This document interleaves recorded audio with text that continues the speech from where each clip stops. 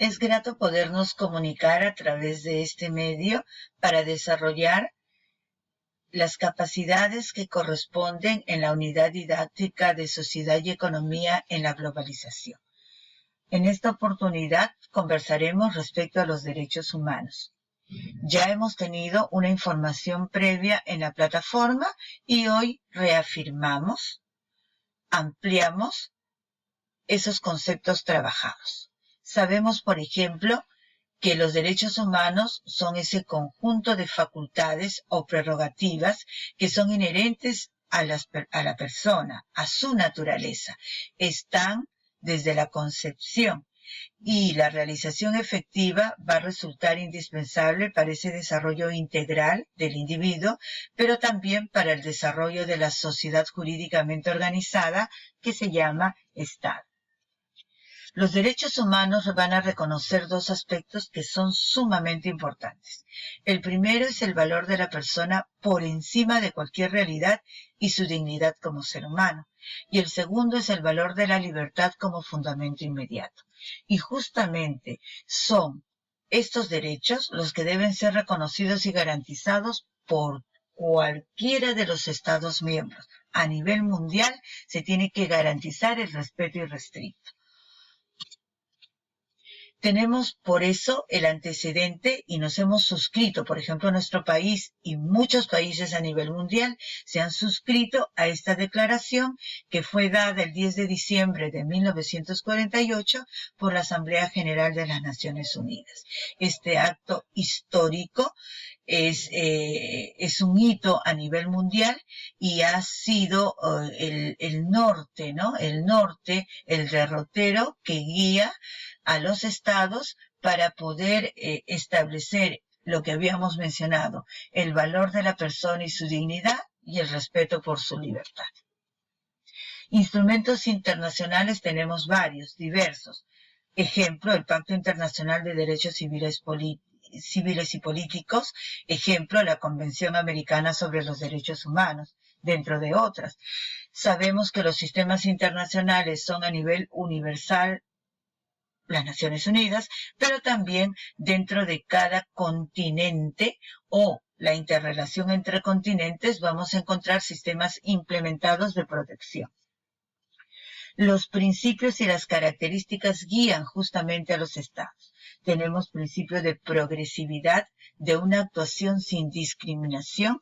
Sabemos que los derechos humanos son irrenunciables, que si bien es cierto, se mencionan, hay un listado, en la declaración tenemos, por ejemplo, 30 artículos, existe interdependencia entre ellos. Son indivisibles, pues no se pueden dividir.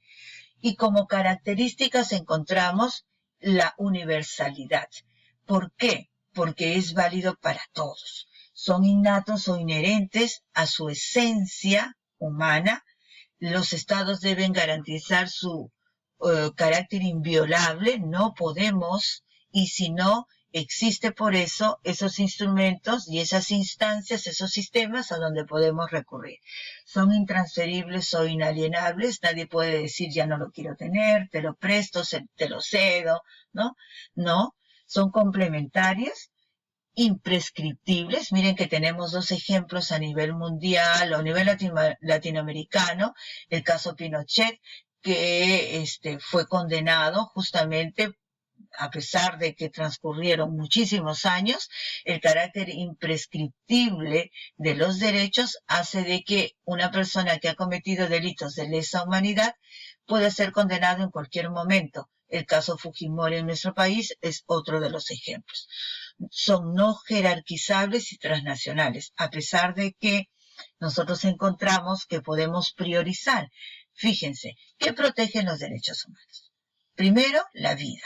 Ejemplo, estamos en una situación de emergencia sanitaria, los diferentes gobiernos han tenido que tomar medidas para la protección de la vida y han tenido que normar respecto a la limitación de determinadas libertades.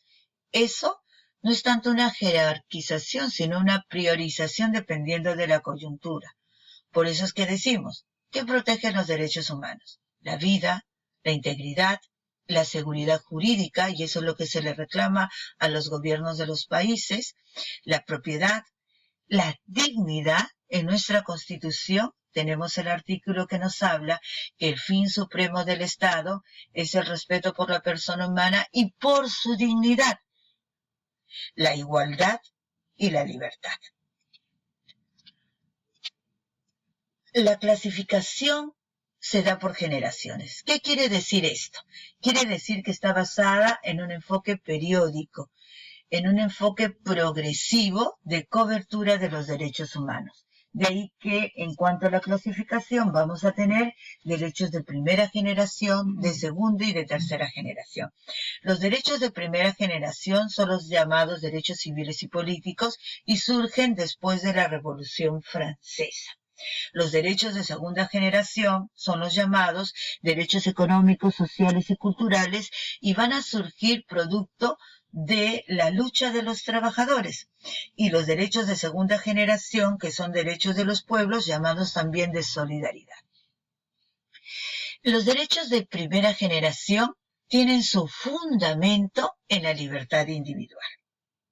Están constituidos por aquellos que nacen con el individuo y tienen su defensa ante los poderes públicos.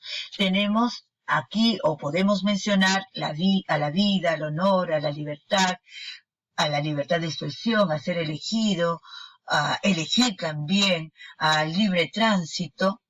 Tenemos que los derechos de segunda generación, su fundamento, ojo, su fundamento es la igualdad de los seres humanos. Y es los organismos, las instituciones los que tienen que garantizar ello.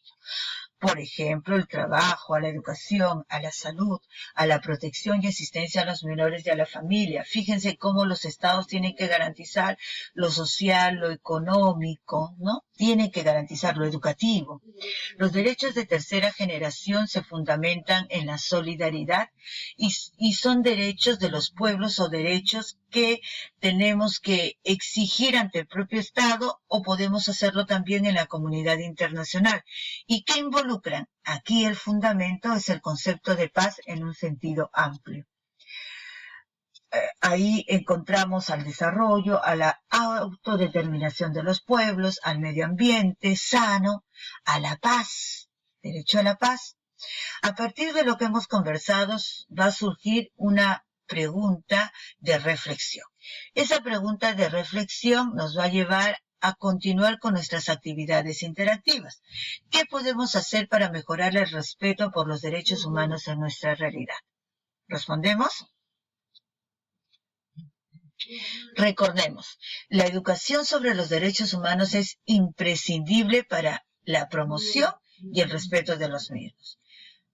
Esto es importantísimo. Solo un pueblo que conoce y entiende sus derechos sabrá exigir su respeto y se comprometerá a luchar por ellos.